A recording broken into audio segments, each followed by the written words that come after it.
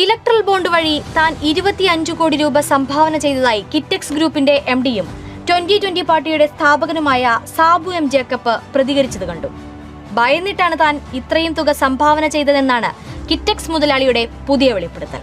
വളർത്താൻ വേണ്ടിയിട്ടാണോ? അല്ല, ഭയം കൊണ്ടാണത്. അത് കൊടുത്തില്ലെങ്കിൽ ആ സമൂഹത്തിന് നിലനിൽക്കാൻ സാധിക്കില്ല.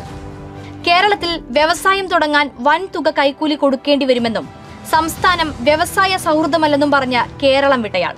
ഇങ്ങനെയുള്ള നിക്ഷേപങ്ങൾ നമ്മൾ ഇവിടെ മുടക്കുന്ന സമയത്ത് ഒരു 10% ഇതിനുവേണ്ടി മാറ്റിവെക്കണം. കാരണം ഈ രാഷ്ട്രീയക്കാർക്കും ഉദ്യോഗസ്ഥന്മാർക്കുമായിട്ട് നിങ്ങൾ മാറ്റണം. അതില്ലാതെ ഇവിടെ സാധിക്കില്ല. സർക്കാരിനെയും ഇടതുപക്ഷത്തെയും കുറ്റം പറയാൻ ഒരു രാഷ്ട്രീയ പാർട്ടിയും തുടങ്ങി.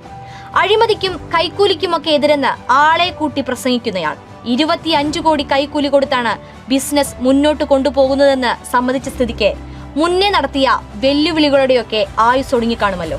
Electoral bond